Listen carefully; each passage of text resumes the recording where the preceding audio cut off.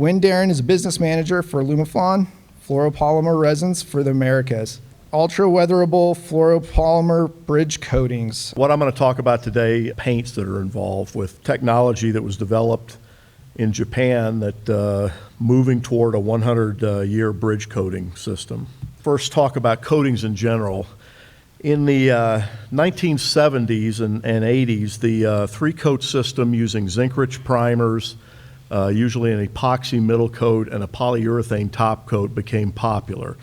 And this started to address a lot of the corrosion needs with bridges, since you couldn't use red lead anymore. Fluoropolymer coating systems are a little bit different. It's the same system. It's a zinc-rich primer, it's an epoxy middle coat, and a fluorinated urethane, same chemistry, different type of material, top coat. And we call this FEVE technology. This was developed in the early 1980s and was in wide use by the 1990s.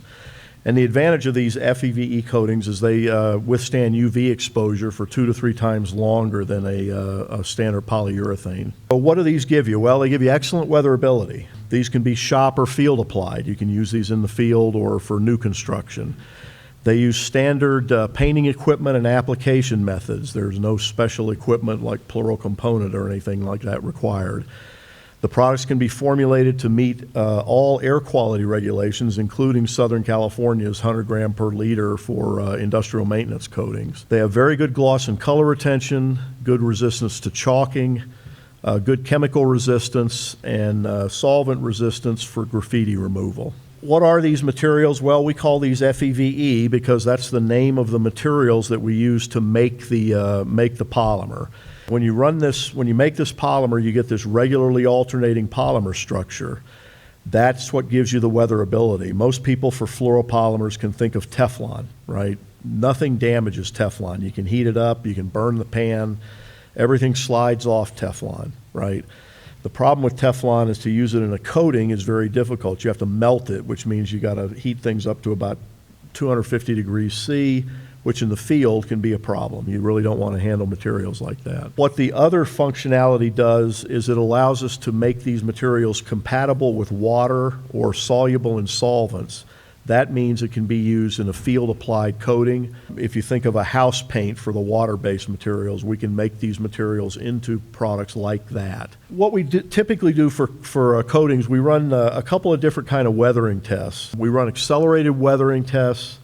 The reason we like those is they're a short time frame. You don't have to wait very long for them. There are limitations in actually simulating the actual environment. And really, these are used more as a screening tool than they are a performance indicator, for an absolute performance indicator.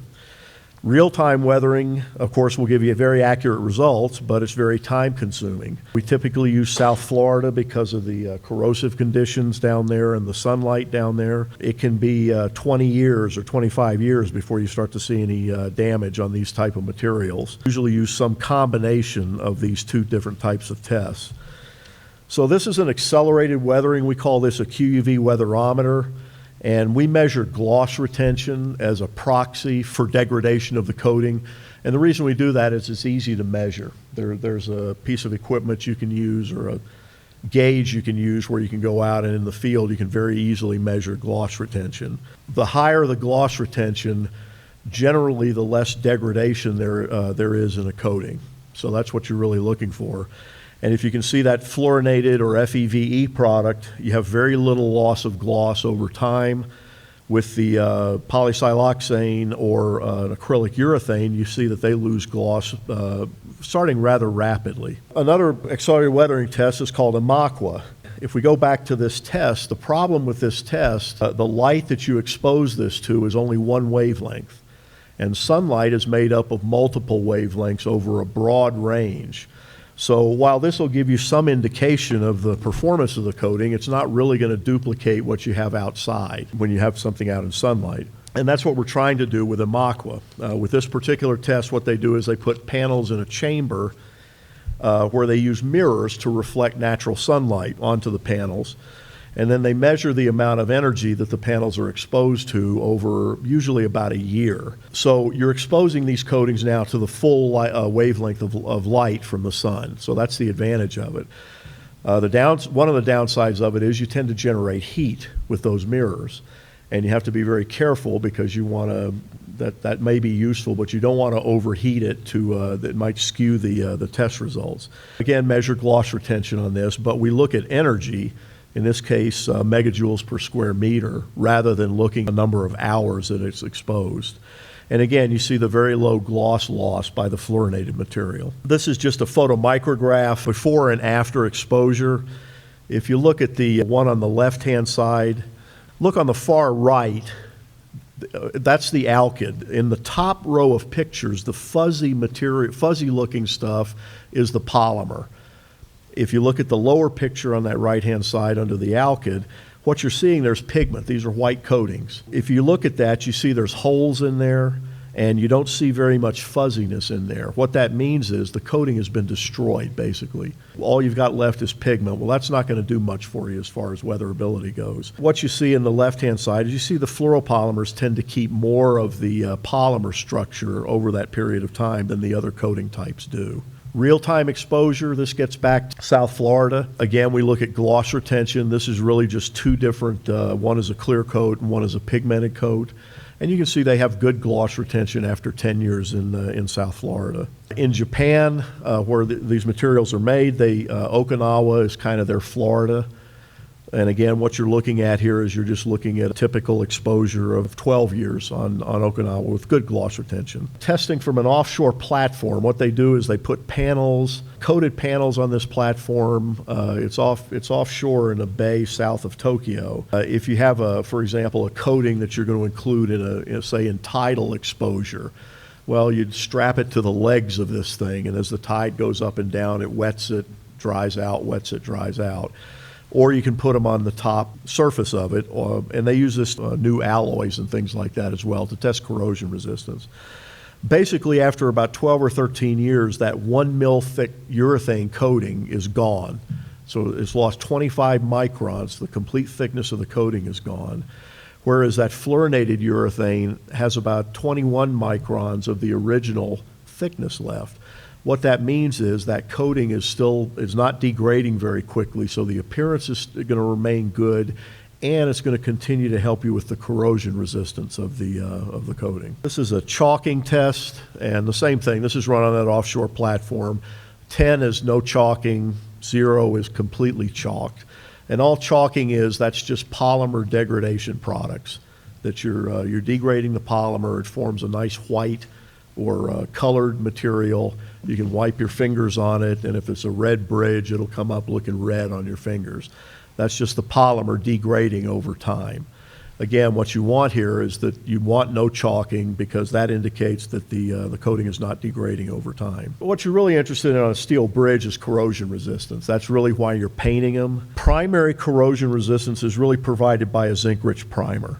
So if that coating is damaged, that zinc will corrode preferentially to the steel.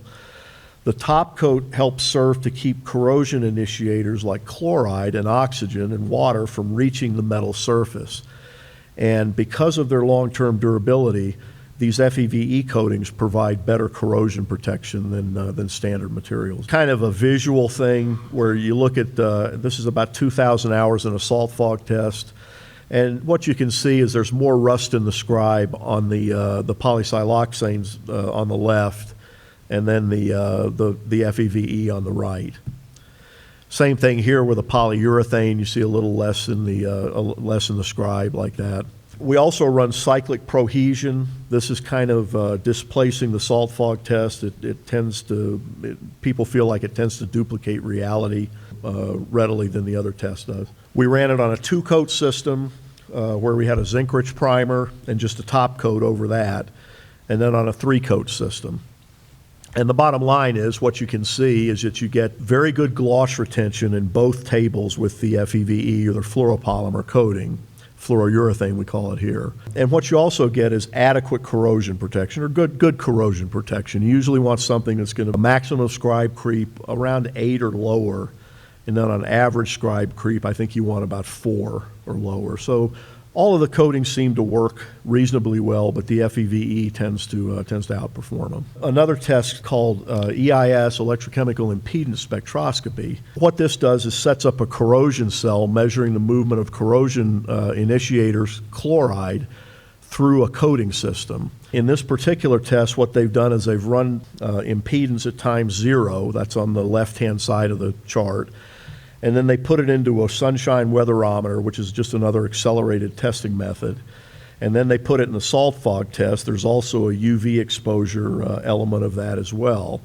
And basically what you want that to remain flat. When you see 0 impedance on the alkyd coating at the bottom, so it goes to 0 over time, that means, again, the coating has been destroyed. So the impedance goes to 0.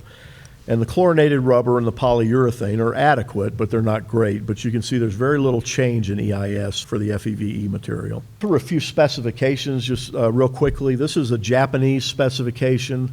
These fluoropolymer coatings are now required on all bridges in Japan. So they use them regardless of the conditions that they find. And they break this into a number of different mild conditions where you might be inland in an area where you don't use road salt, for example, would be a mild exposure. If you're over Tokyo Bay, that's something that would a harsh exposure. But again, in Japan, what they've done, they've just said we need fluoropolymers on all of these bridges. That's the latest version of the Japanese standard. This is actually a Caltrans standard. They have a dark green and a light green. They're not using these on monumental bridges. They're using these mainly on overpasses. What they're trying to do is to extend the painting cycle from about once every 5 years to about once every 10 to 15 years to reduce repainting costs and bridge downtime. And you can see the color change and the creepage is very good with these FEVE coatings. And they're actually using a blend of an FEVE coating with a conventional acrylic. This is a bridge coating standard for the Iowa DOT. There's a new Mississippi River Bridge on I-74 that's going to go in, I think, starting next year. And they've specified the fluoropolymer top coats to be used on that on the steel portion of the bridge.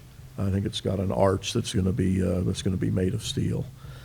So that's a spec there. This is an ISO standard. This is really for industrial coatings. It's not really restricted to bridges, but they use this more in Europe and Asia. In this particular standard, what they say is a special type or a different type of polyurethane is called a fluorinated urethane, and then they go on to describe it in the paragraph below. So this is being used in Europe and in Asia to specify these materials on bridges. Through a life cycle cost analysis real quick, the first table here, this is comparing 3 different types of coating, an alkyd, a polyurethane, and a fluorinated urethane, and then looking at the coating costs in dollars per square meter. And the alkyd is $1.47, polyurethane's $4.08, and the fluorourethane's around $24 a square foot. That's the material cost. That's a lot of difference. That's a big difference in $1 per gallon price of a material. Why would you want to use something like that? Well, really, when you look at it, the cost of painting and the cost of the paint on a bridge is only about 10% of the cost of that project. The rest of it is things like labor, surface preparation, travel, all these different expenses you're going to incur in repainting a bridge. It's not really the cost of the coating at the end of the day is not really the biggest part of the expense you're going to incur. And of course, if you can make that coating last longer, that means you're not going to incur all that other 90% of these costs every 15 or 20 years. You can go out to 30 or 35, 40 or 45 years beyond that. So let's look at it in a different way. Let's look at the total repainting cost in dollars per square meter. What you can see here is that difference is narrowed pretty significantly, right? The fluorourethane was 6 times more expensive than the polyurethane. Well, in the applied cost, it's only about 30% higher, right? Because now you're taking into account all of the other costs that you incur in a bridge coating project. The other thing you want to do is measure the coating life. What's the useful life of that coating? If you look at that, really the cost you really want to be looking at is what's the total applied cost of that coating in dollars per square foot per year. That's what it costs you to own that paint, right? Just like your car, you got to take everything into account. So when you look at it that way, if you assume a 30-year life with a fluoropolymer, you end up getting about a 30% advantage over a polyurethane, and then if you look at a 60-year, you get even more of an advantage. So again, that's the metric that you really want to use, is that dollars per square foot per year when you look at a coating system. So these are various case studies in Japan. What they did is, when these products were first developed, so starting back in the mid to late 80s, they started the Japanese Ministry of Roads and Transport, started applying these materials to bridges. And basically what they've done is they've let them sit there. They go out and they measure gloss and color at fairly regular intervals. They go out and measure it, and then they report those results. That's where these are from. It's from a road authority's results that they've reported. What you see here is, if you look at the photographs, you can see there's been very little change in gloss of these materials. And then when you look at it, you see the gloss retention is 88%. If you wash it, the gloss retention after 30 years is 97%, which is pretty remarkable, especially on a red. And the other thing to note is the delta E, or the color change, on the washed surface is 2.3 after 30 years. That's something that I don't think you can detect without some sort of an instrument to be able to look at it. In other words, you and I couldn't go up and look at it, tell that it had been done. This is another one, again, for 30 years, and you see the same type of results. The gloss retention is a little bit lower here, 75% after 30 years. Left-hand picture with the white rag at the bottom, they were looking for chalking. So they would rub that rag on the surface, and they basically, they found no chalking on it. The other thing to look at is the lack of corrosion on that middle picture there. Even in the joint areas, there's no corrosion. You can see they've put an extra coating there on that bolted area. But very little corrosion after 30 years in that environment. Both these are in mountainous areas, so they use road salt quite a bit in the winter. They're not in a coastal area, though. So these are just some examples of bridges in the U.S. that have used these fluoropolymer top coats. They're not as widely used here as they are in Japan. In Japan and in Asia, they are painting monumental bridges with these.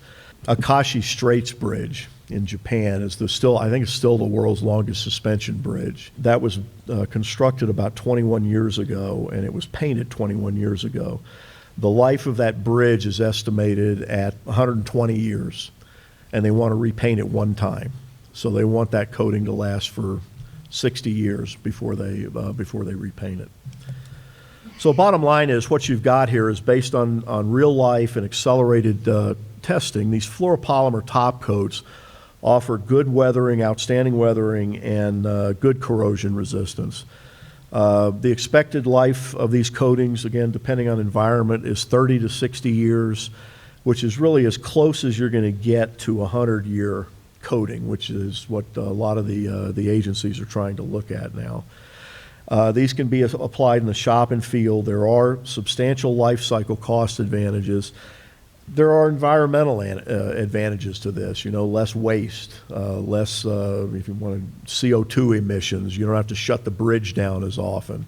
So other benefits other than just making the bridge look good for that long period of time. Answer any questions that you have. My question is, looking at these great results that they're getting in Japan on these coatings, but then also looking at, in Dwayne's presentation, the funding limitations, for bridge coating, steel coating projects.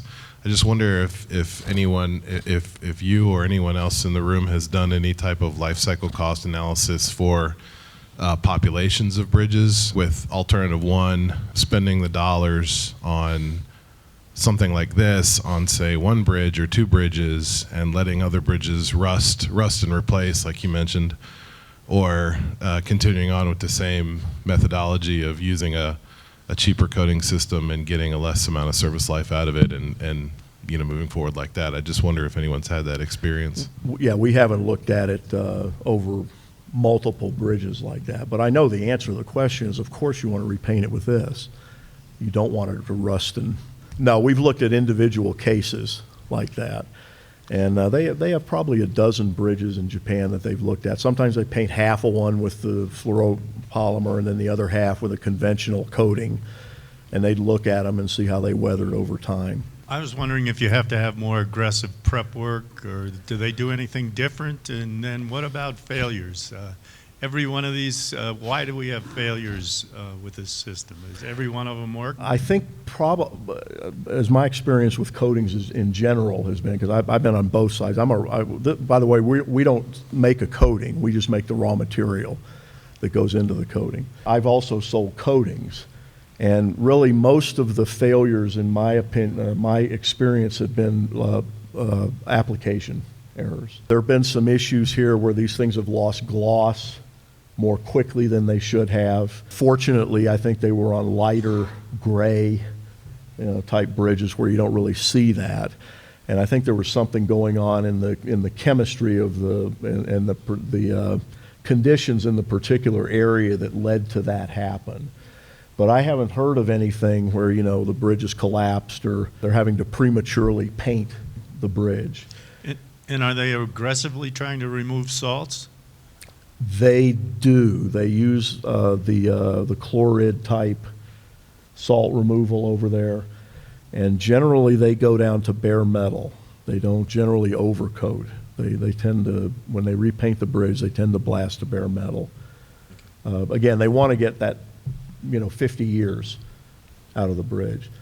And these are applied with conventional equipment. What I'm told, I've talked to contractors, is they apply like a polyurethane is what they tell me. So I don't think there's much difference. I talked to one guy, he said every now and again he'd take his old pickup and he'd take a couple of drum sets out to a job site if it was local.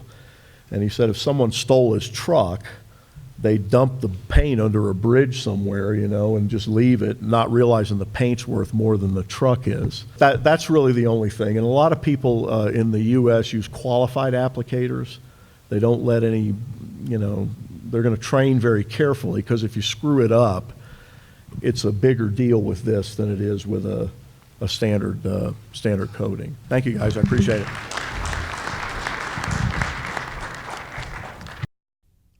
The preceding was produced by the National Center for Pavement Preservation. More information can be found on the web at pavementpreservation.org. Additional support provided by Michigan State University.